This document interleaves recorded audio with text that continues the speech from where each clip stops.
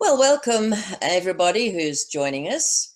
This is one of my real favorite topics because I just know from my own life and experience and the experience of others that this God's light language or language of light codes is an extremely valuable and important part of our spiritual journey if we wish to use it. Why is this, you may say? Well, the original language of light is God's gift to humanity, if you like. It's something that we still can access. We still have enough of it available to us. And by using it on a regular basis, it does many, many things. It's a tool, if you like, or a practice which has ongoing and cumulative effects, and that's the beauty of it. The more you continue with it, the greater the energies, the vibrational frequency that you're able to immediately tap into each day, that you can acquire so much more easily. And it makes life and living in the 3D much more pleasurable. It takes you to virtually a transcended state, if you will. I always feel like when you're in the right frequency, the divine frequency, it's as though you're a hovercraft and you're just skimming the surface of the 3D world and all the dramas and situations that we have to cope with. So it's a gift of amazing divine power.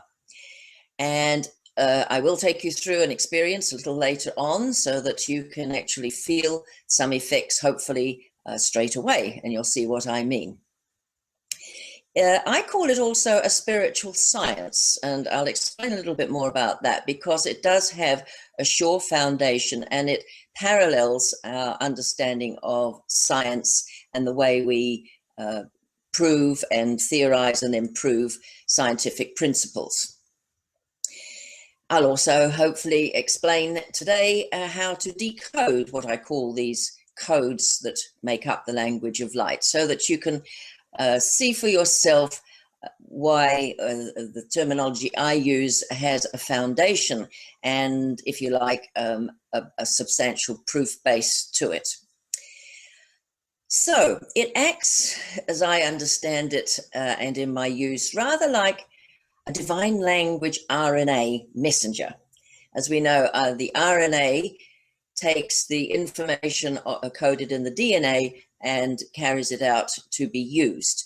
And in a sense, we're taking the divine vibration of divine love, divine light, and through this language, we're able to carry that through and use it in very, very practical ways, as I'll explain a little bit further on. So it's a power language. And being a power language, it's, of course, one of the highest vibrations that we are able to use on this planet. Why is that? Well, it's because it's being composed of light, divine light, I'm talking about now, what we call the superluminal light. And light in this sense is an emanation of divine love. So I often hyphenate it, so I have love light, because to me that encompasses what it truly is. So by using this love light vibration from the divine source is going to obviously affect us in many positive ways. For example, it is going to upgrade our own physical DNA, which actually is encoded in the very first instance before we come into form with the original perfect God code blueprint. Using it does help to open our minds, expand our consciousness to a greater frequency and a higher awareness.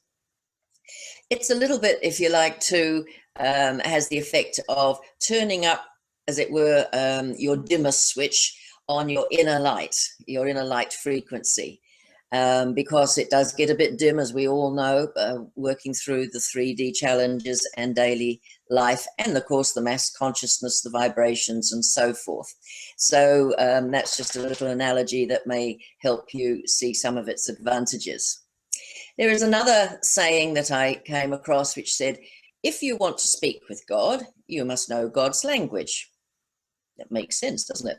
And so in a sense, this helps you to connect more with that inner small voice of God within, that inner knowing, that inner guidance, which is also, of course, carried through from the divine through the Holy Spirit. And I have explained that in previous programs.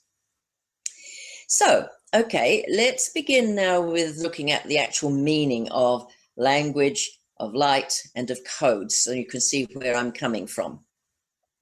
Well, according to the dictionary, language is a means of conveying ideas, conveying knowledge, of intelligible communication. So therefore, it must have meaning. And it must be understandable to other people. Otherwise, we would just be making sounds. And when we're babies, of course, that's how we start using sound vibration, is by unintelligible at that point sound, which then develops into meaningful communication. So what is light?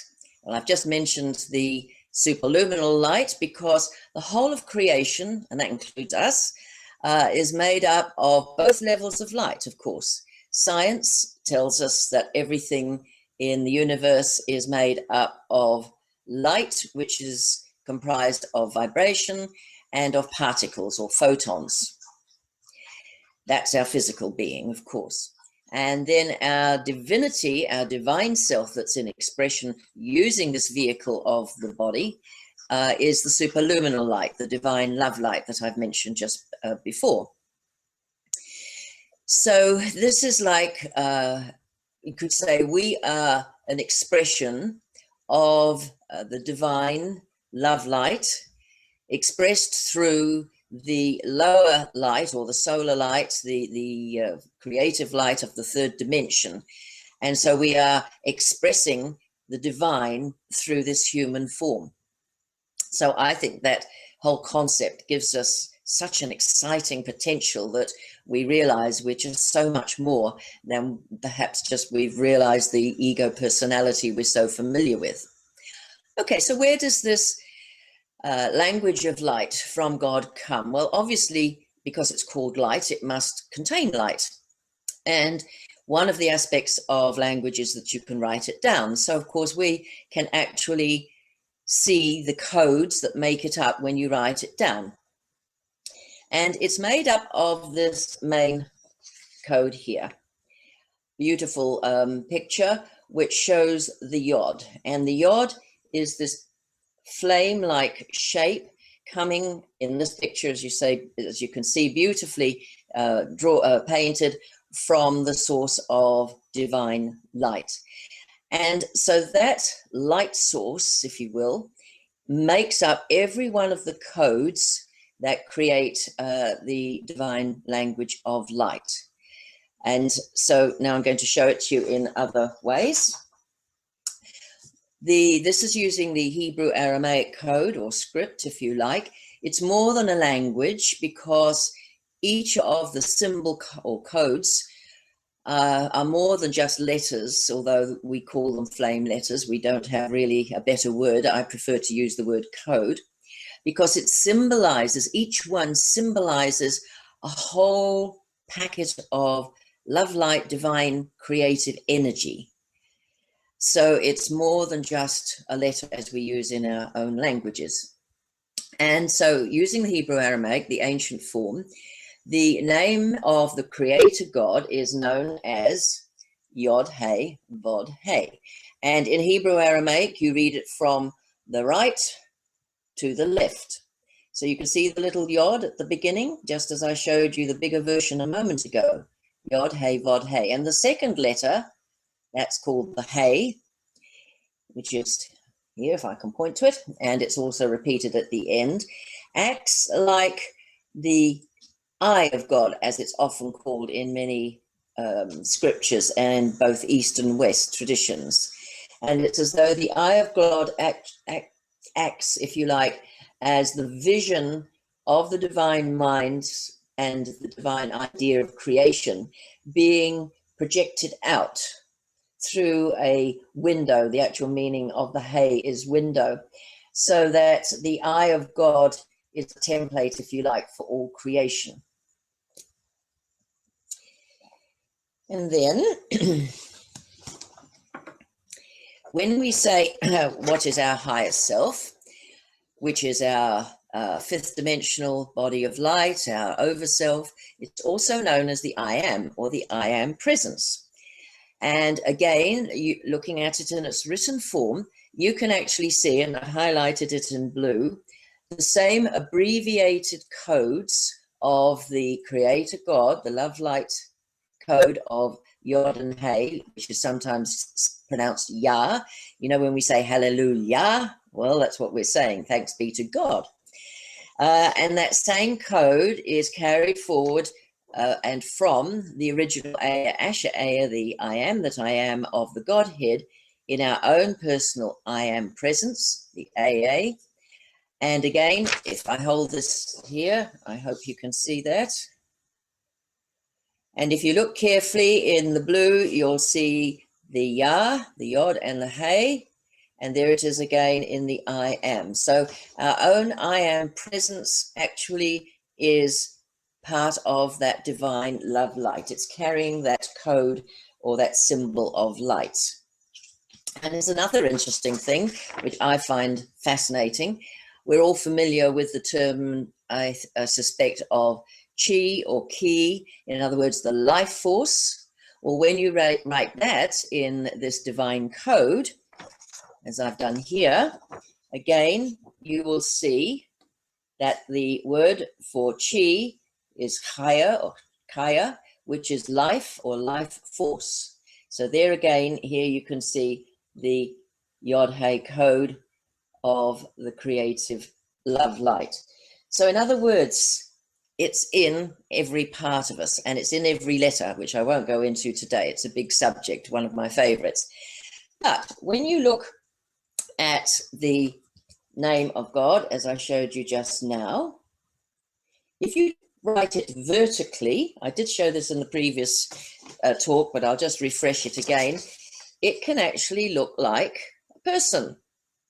There's the head, shoulders and arms, there's the spine and the spinal cord, and the hips and the legs. And that, if you like, is the light structure of our higher self, our I am, or body of light. And so that then is reflected within us, and we can actually restore this inner body of light to reflect that light. So we are truly beings of light, although obviously stepped down quite considerably from the source. Right, so let's have a feeling of what this vibration actually can do. Let's do a chant together. I used chants of many, many kinds. They're actually like formula, if you like, and I use them every day of different kinds. You can actually use them for different purposes. You know how in science, in the periodic table of elements, you've got each of the elements coded, if you like, with what we call a letter. So H, hydrogen, O, oxygen, and so on. And when you start combining them in different ways, you create formulae, and like H2O is water. So similarly, when you combine these light language codes, they have different uses and different purposes. And again, I'll show you a few of my favorites towards the end of today. So these light symbols or energy packets carry, as I say, the highest frequency that we know, the love light frequency of the divine. And so let's see if you can get a sense of it as we do one of the chants. So the chant I'm going to share with you is Yahweh. Now that's another way of saying Yod Hey Vod Hey, meaning the creator source, the creator God, by use whatever name is comfortable to you. Ein Sof Ur. Now Ein Sof Ur means literally, in the codes, limitlessness, The Ein Sof is without limit, which of course God and creation and all of that divinity is. It always was, it always is, and always will be. And the on the end, the AUR, if you put it into our sort of transliterated English, means light. So it's the limitless light. So what we're saying here by using this chant, and to have any power, you need to know why you're saying it, what it means, and have an intention behind it, because that's what activates it. That's what gives it the on switch, shall we say, to have any effect.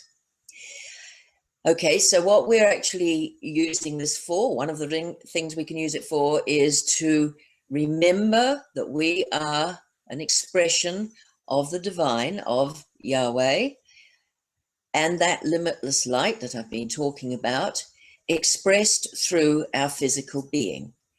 And so what we're intending to, I suggest today, as you try it, is to feel that vibrating frequency within your bodies, to have clarity of mind and consciousness, as I used the analogy before, to turn up your dimmer switch a little bit for that inner light part of you.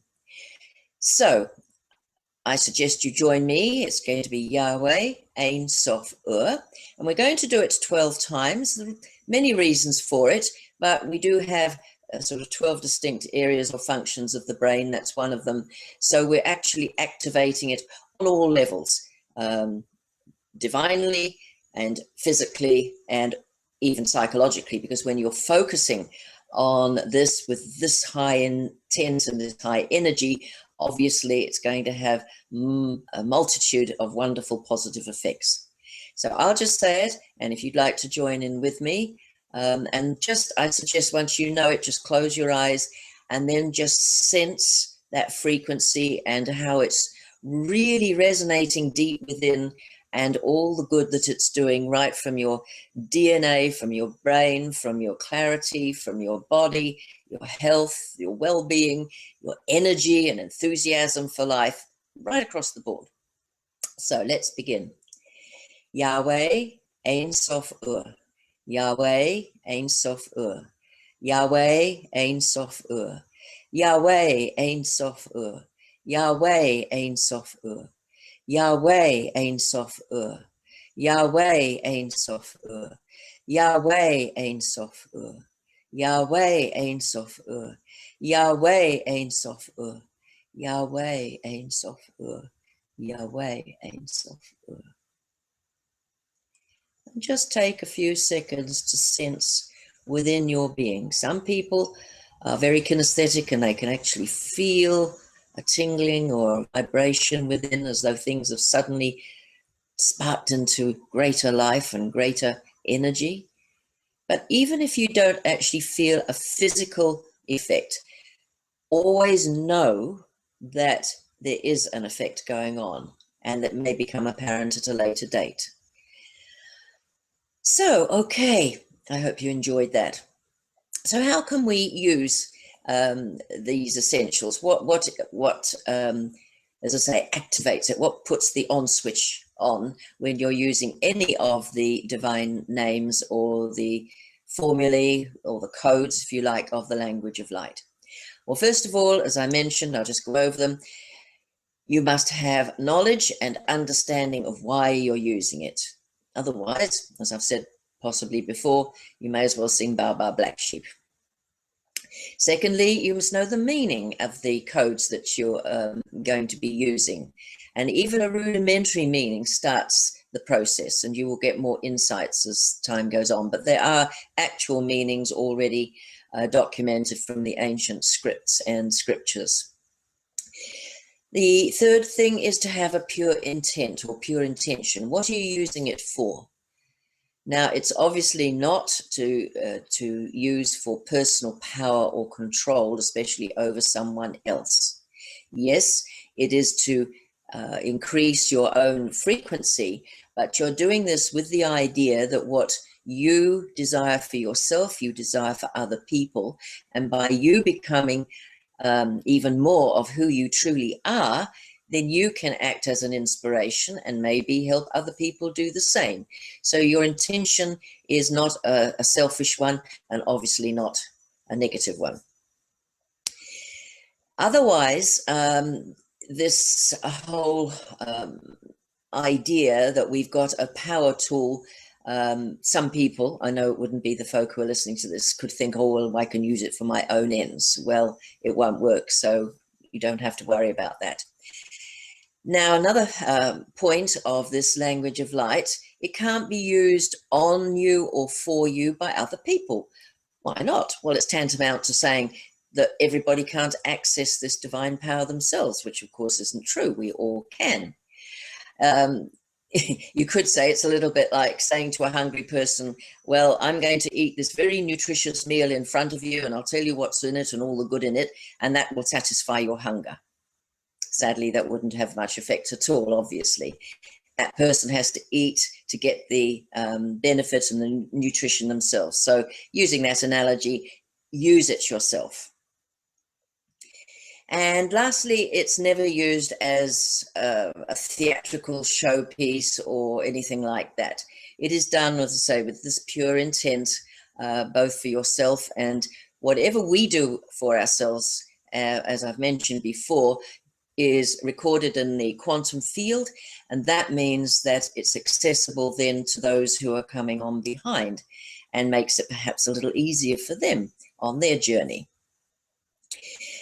So we don't need a performance, we don't need theatrics, we don't need movements, anything like that. We just simply, purely with pure intent, keeping the ego out of it, and the deep humility and gratitude for this wonderful gift is the way we would use it if we're using it where there's other people around us. Okay, so what are some of the effects of this high energy? Well, I have mentioned them, but let's just put them together. The positive effects that it has, as I say, is on all levels, mind, subconscious, emotional, physical.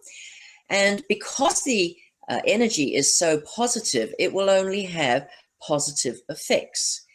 Now, I have heard some people worry that perhaps you filling themselves with this high frequency could have negative effects. People say, oh, maybe it's going to produce symptoms like flu and aches and pains or something.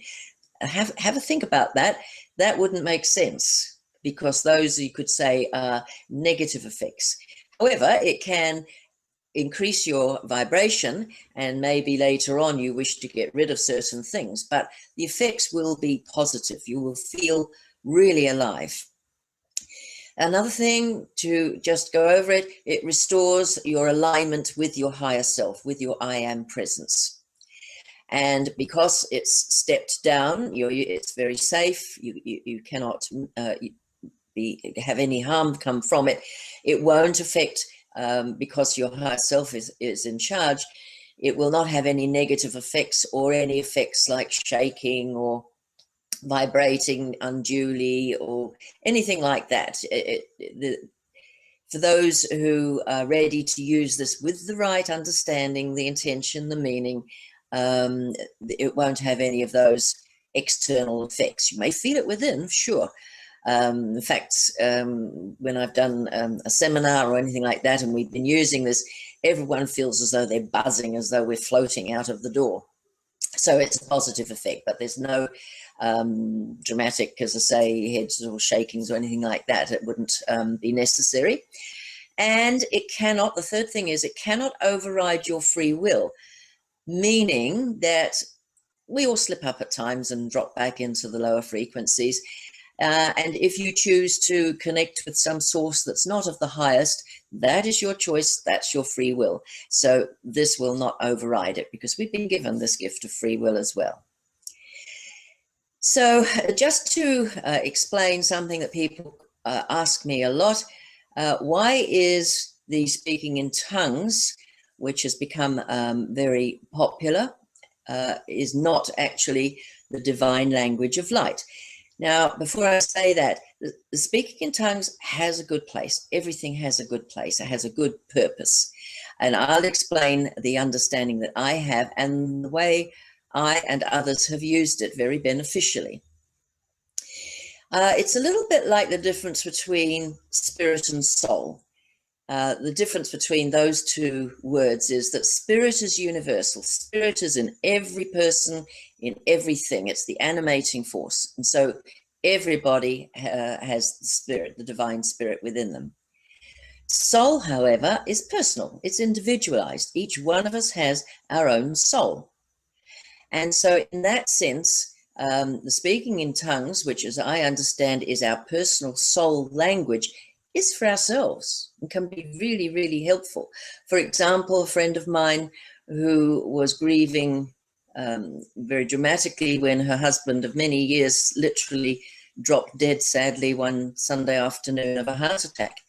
And she found that using the speaking in tongues was a way to release some of this immense grief and the feelings of loss and all of those, which otherwise to internalize them only is not as good. It's good to be able to express them. And she found this was one way that was just such a blessing.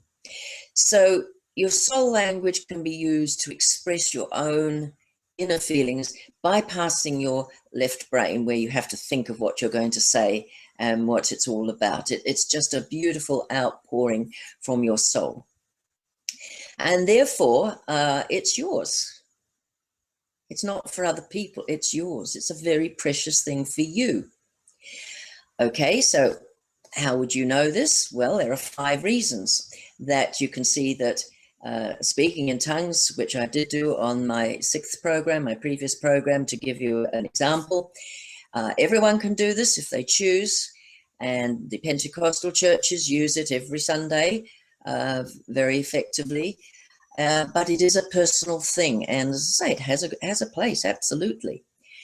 So what's the difference? Well, everyone's speaking in tongues sounds different. If you've heard different people, you could have a whole hundreds of people all speaking in tongues as you go along to one of the Pentecostal churches, but they will all sound different. They're unique because each of our souls is unique to us. And so that soul language, as I say, is for us. It's different. It's not universal.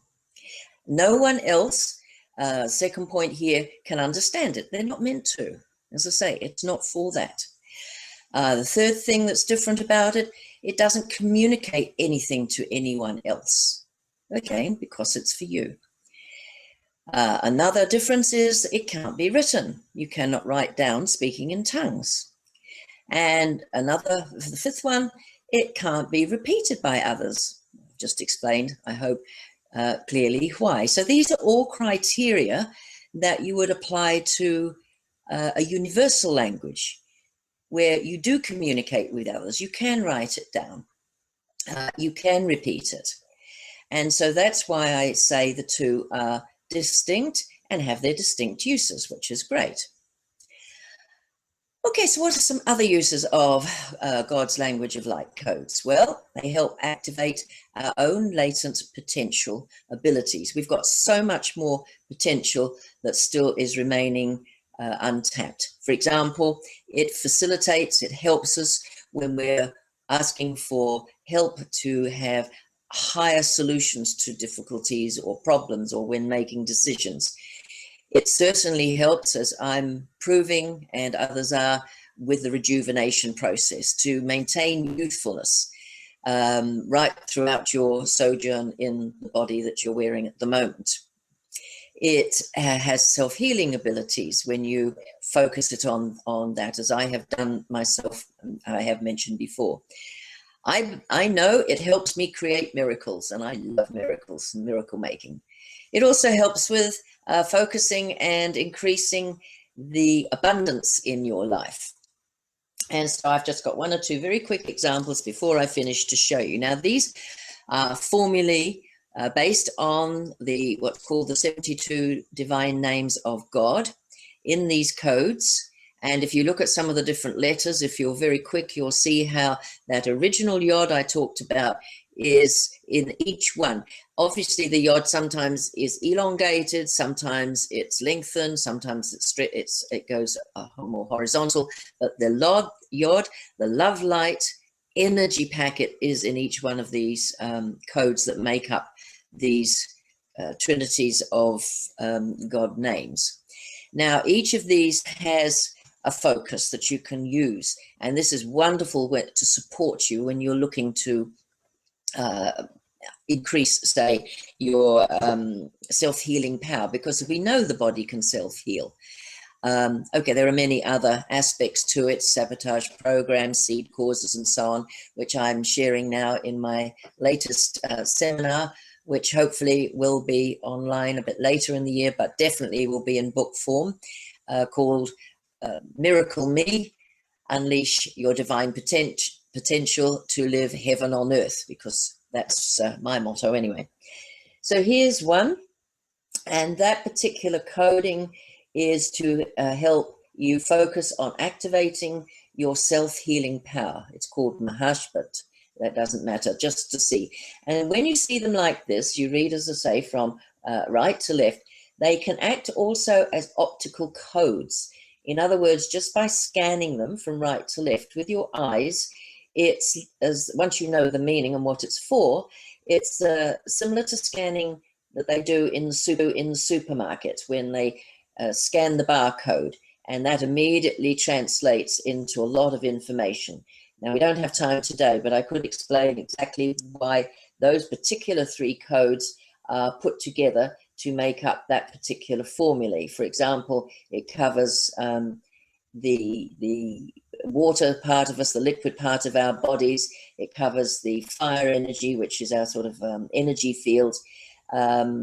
And it also covers the breath, which of course is the other part of our being. We have breath. So they're very specific.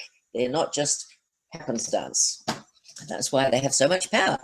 And another one which is very useful, called Airi. Each of these has an angel that goes with it, whose help you can invoke.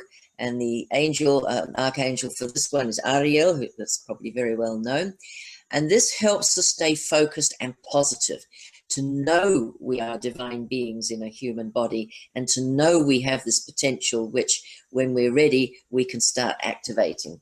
So that one, it says Airi, and Archangel Ariel will support you if you are working to keep your focus absolutely positive and not go into doubts and all of those things which immediately short circuit any intention you've got. And this one is a favorite, of course, with a lot of people. This is Sael, and Salia is the archangel. And that particular formula helps within you to remind you and to activate your powers of manifesting and attracting abundance. Yay. Abundance of all kinds, including financial, because after all, money is simply a form of energy exchange. And here's my favorite one. I have these ones in a small form in a little frame on my coffee table, just to keep me reminded and to scan whenever I happen to look down. And that keeps my focus and my vibration and my intention alive and well. So this one is for miracle making, or miracle working, shall we call it. It's called Seat. And the angel that works with that is Sitael.